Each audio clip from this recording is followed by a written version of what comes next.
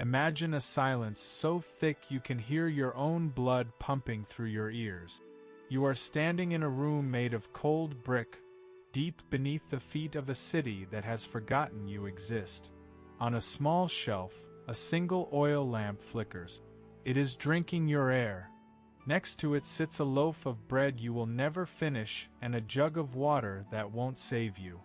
Above your head, you hear the rhythmic thud of shovels. Wet earth, layer upon layer, packing tight against the only exit. This is not a nightmare. It is a legal procedure. This is the moment a girl, once worshipped as a living goddess, becomes a political sacrifice. Rome didn't kill her with a blade. They didn't want her blood on their hands. So they invented something far more elegant and far more terrifying. They invented a way to turn the earth itself into an executioner. This is the story of how the most powerful women in the ancient world became the easiest to bury. To understand the horror of the pit, you first have to understand the height of the pedestal. Rome was a city built on the idea of the deal. Everything was a transaction. You give the gods a sacrifice. The gods give you a victory. You give the state your loyalty. The state gives you protection. But for the Vestal Virgins, the deal was the most intense arrangement in the history of human civilization. Imagine being 6 years old. You are taken from your mother and father. You are stripped of your family name. You no longer belong to a household. You belong to the state. From that moment on, your life is a blur of white linen and heated marble. While the average Roman family of 7 is crammed into a single, stinking room in a wooden tenement that smells of sewage and rot, you are sleeping under hand-painted ceilings. You have slaves to draw your baths. You have doctors to watch your health. You have the finest grain from Egypt and the most expensive wine from Greece. But the luxury wasn't a gift. It was a lease. The Vestals were the spiritual batteries of the Roman Empire. Their job was simple, yet impossible. Stay pure. Keep the fire burning. If the flame in the temple of Vesta died, Rome died. That was the belief. It was a heavy, suffocating pressure that sat on the shoulders of 6 young women. They were the Untouchables. If a condemned criminal was being marched to the axe and his eyes met the eyes of a Vestal, the execution stopped. Right there. He walked away a free man. No general or consul could override her. Her glance was law. This status gave them a power no other woman in the ancient world possessed. In a society where women were legally the property of their fathers or husbands, the Vestal was free. She could own land. She could write her own will. She held the secret documents of the world's most dangerous men, wills, treaties, and blood-soaked alliances. Her home, the Atrium Vesti, was the most secure bank on the planet because no one dared to violate its threshold.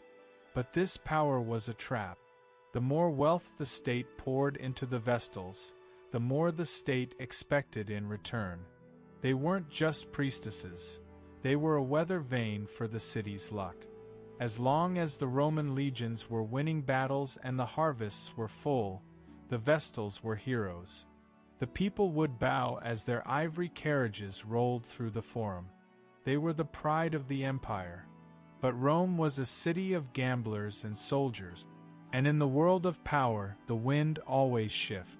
When the grain ships started sinking, when the plagues started sweeping through the slums, and when the bodies of Roman boys started coming home in baskets from foreign wars, the people didn't look at the sky. They looked at the temple. They looked at the women in white linen who were living in luxury while the rest of the city starved. The golden deal was about to turn into a death warrant. The pedestal was high, but the fall was going to be much deeper. Stay with us till the end for valuable insight. Like, subscribe, and share to support the channel. Rome was not a city of mercy. It was a city of math. The Roman mind believed that if you followed the ritual perfectly, you got the result you wanted. This was the Pax Deorum, the peace of the gods. But when the math stopped adding up, the city didn't blame the logic. They blamed the person performing the calculation. In the early years, the Vestal contract was the sturdiest thing in the Republic. The state provided the marble, the priestesses provided the purity. But as the centuries wore on, the empire grew too big.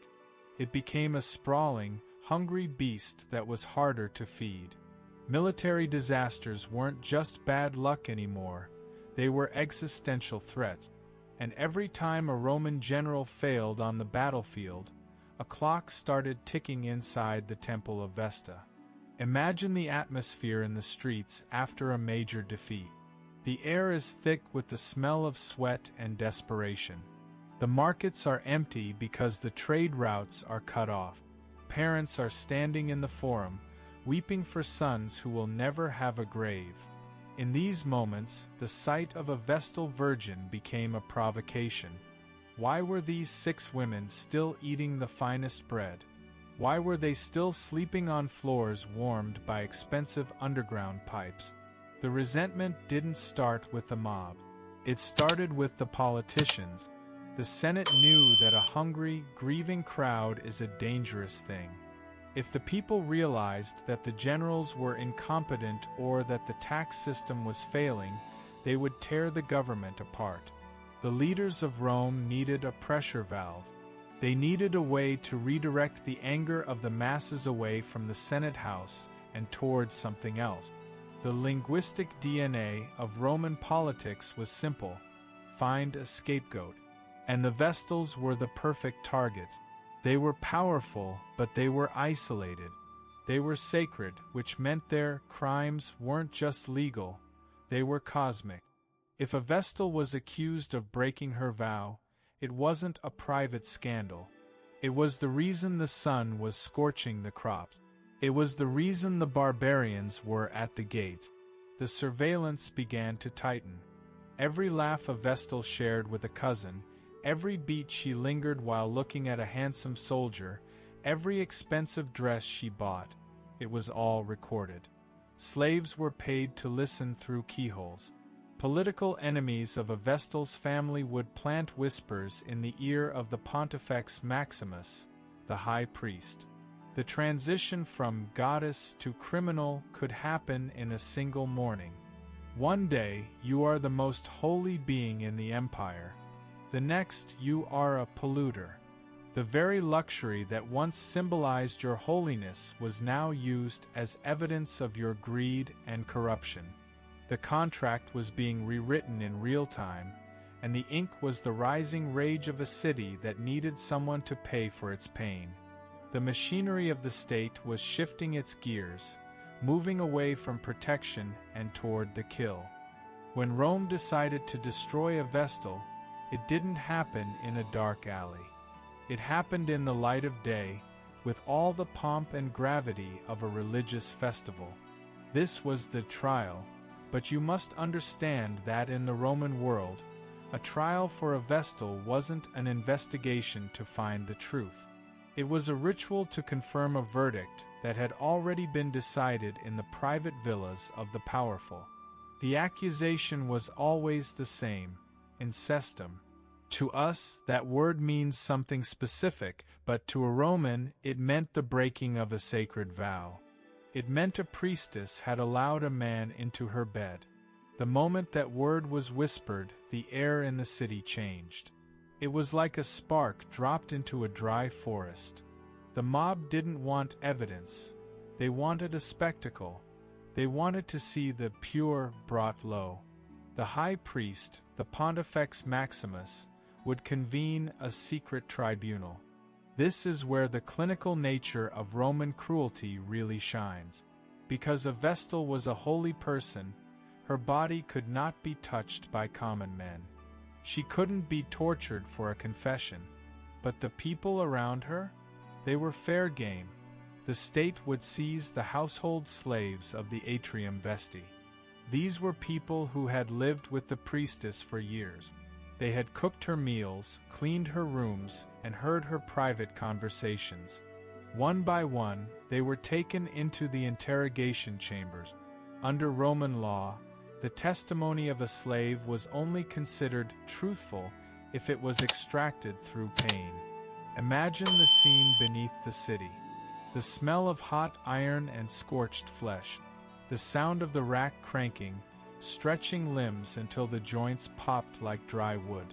The interrogators weren't looking for a fair account. They were looking for names. They were looking for descriptions of secret meetings and midnight lovers. Under the weight of the iron and the heat of the flame, the slaves would say anything. They would invent stories. They would point fingers at anyone the state wanted to destroy. Once the confessions were signed in blood, the priestess was brought before the tribunal. She was stripped of her ornaments. The ribbons were pulled from her hair. She was forced to stand in the plain clothing of a commoner while the high priest read the charges. There was no lawyer for her. There was no appeal. The trial served a dual purpose. First, it gave the public a face to hate. Instead of hating the senators for a lost war, they hated the woman who had betrayed the gods. Second, it reinforced the power of the state.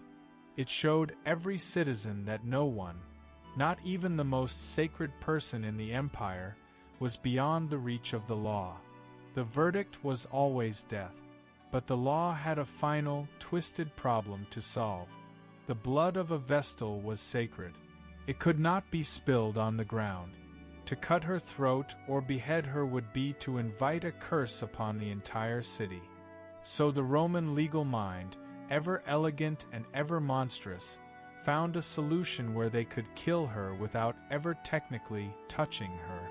They would let the earth do the work. The theater of the courtroom was over. The theater of the grave was about to begin. Once the sentence was passed, the Vestal was no longer a human being in the eyes of the law. She was a walking corpse. Rome began a process of social death, erasing her existence before the physical death even began. This was the most chilling part of the Roman machinery. They didn't just want her dead, they wanted her forgotten. The day of the execution was treated with a heavy, terrifying silence. The state would issue a decree. All business in the city must stop. No markets were allowed to open. No carts were allowed to roll. The thousands of people who usually filled the streets with shouting and laughter stood like statues. The priestess was placed inside a special litter. This wasn't the open, ivory carriage she was used to. This was a box, wrapped tightly in thick leather shrouds and lashed with heavy rope. It was designed to be soundproof. The Romans were terrified that if she screamed, if she cried out her innocence, or if she cursed the city, the gods might actually listen. Her voice was too powerful to be allowed to escape. She was gagged by fabric and silenced by leather, a prisoner in a moving coffin. The procession moved through the heart of the city toward the Colline Gate. The high priest walked in front, his head covered, performing the gestures of a man in mourning. This was the peak of Roman hypocrisy. The men who had ordered her death were now acting as if they were the ones suffering the loss. They were performing a grief they didn't feel to satisfy a public that was watching with bated breath. The crowd watched the leather box pass in total silence. There was no heckling. There was no stone throwing. The atmosphere was too thick with dread for that.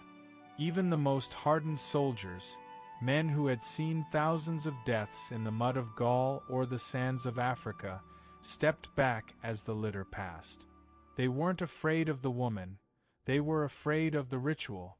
They were watching the state commit a crime and call it a prayer. The destination was the Campus Sceleratus, the field of wickedness. It was a barren, ugly patch of land just inside the city walls. It was a place where the ground was already tainted by the bodies of those who had come before. As the litter arrived, the engineers were already finishing the shaft. A deep, vertical hole had been cut into the earth, leading to a small chamber. There was no ceremony at the edge of the pit. There were no last words. The high priest lifted his hands, whispered a secret prayer to the gods of the underworld, and the leather curtains of the litter were opened. The woman was led to the ladder.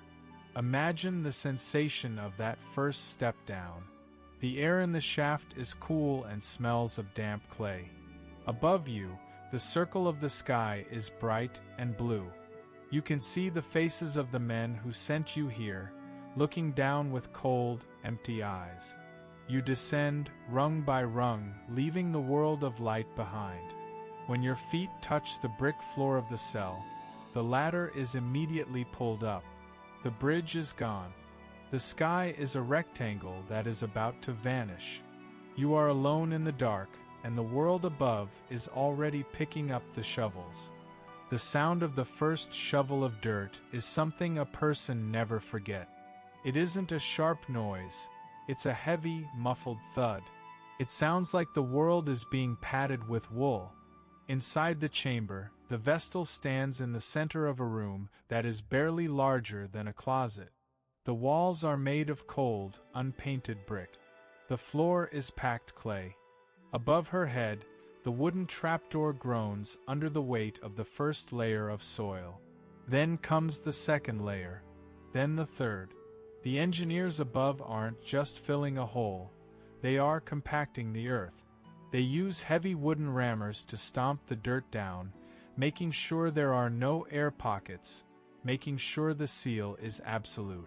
They want the ground to be so firm that a horse could gallop over it the next morning and never know the soil had been disturbed.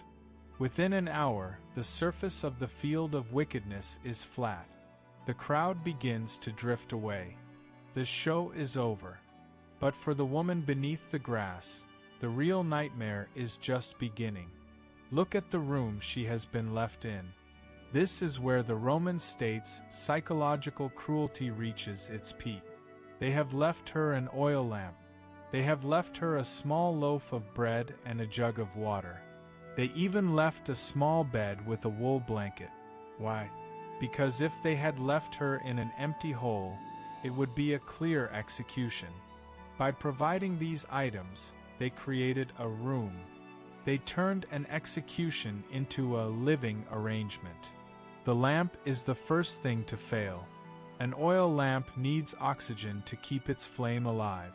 In a sealed brick vault, oxygen is the most precious resource in existence. Every flicker of that light is a second of her life being consumed. She sits on the edge of the bed, watching the flame dance and shrink. The shadows on the walls grow longer and darker. Eventually, the flame turns a sickly blue, gasps one last time, and dies. Now, the darkness is total. It is the kind of blackness that feels like a physical weight against your eyeballs. You can't see your own hand in front of your face. You can only hear. You hear the slow, rhythmic sound of your own breathing. You hear the thumping of your heart, which is beating faster now because the panic is setting in. The air starts to change. It feels thick, like you're breathing through a wet cloth. This is the buildup of carbon dioxide. Your body is designed to scream for air when the CO2 levels get too high. Your lungs start to ache. You try to take deep breaths, but the air doesn't satisfy the hunger in your chest. You might reach for the water jug in the dark, spilling half of it because your hands are shaking. You might try to eat the bread, but your throat is too dry to swallow. The most terrifying part isn't the physical pain, it's the time.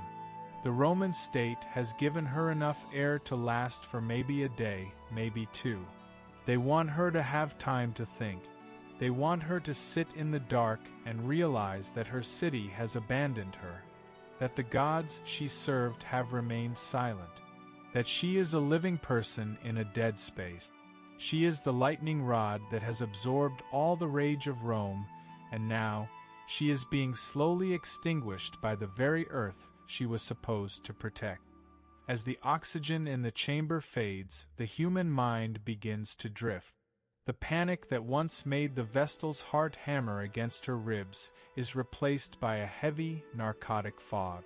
The brain, starved of its fuel, stops worrying about the brick walls and begins to hallucinate. She might see the flickering flame of the sacred hearth one last time. She might hear the distant sound of the Roman Forum at noon. But eventually the dreams stop. The breathing slows.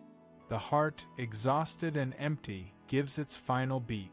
The woman is gone, but the machinery that killed her is just getting started. Up on the surface, the transformation is immediate. The mood of Rome shifts from bloodlust to a strange, hollow relief. The senators who signed the death warrant stand on their balconies and breathe in the evening air. They have won. The military defeats, the starving children in the slums, the incompetence of the ruling class, all of it has been washed away by the ritual. The pollution has been buried. The debt to the gods has been paid in full. This was the true genius of the Roman system. They didn't solve their problems, they sacrificed them. Every time a Vestal was lowered into the earth, the state was performing a massive act of redirection. They took the genuine, justified anger of the people and channeled it into a hole in the ground. The contract was renewed not through better leadership or honest governance, but through the death of a scapegoat. But history has a way of keeping receipt.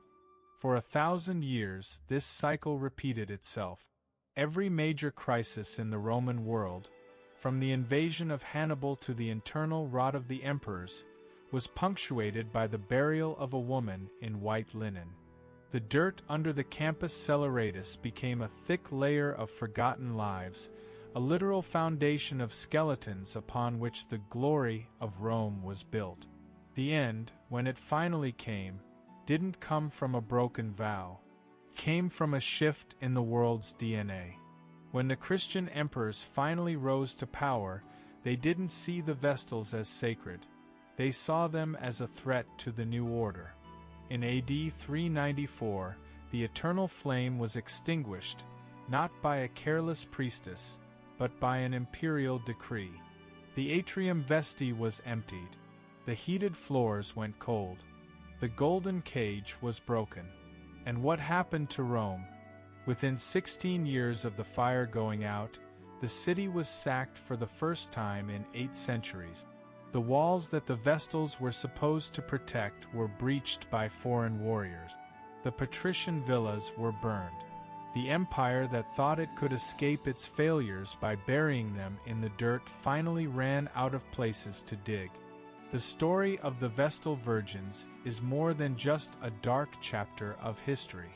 It is a clinical look at how power functions when it is backed into a corner. It shows us that a civilization that refuses to look at its own mistakes will eventually find a way to make someone else pay for them. Rome thought it was being elegant by avoiding the blade, but in the end it was the silence of the pit that defined them. The dirt did the killing, the senators did the planning, and the gods, as always, looked the other way. The empire didn't fall because a woman broke a promise. It fell because it built its survival on a lie, and eventually, the earth couldn't hold the weight of that lie anymore. If you enjoy dark, untold history, subscribe because we uncover what others won't.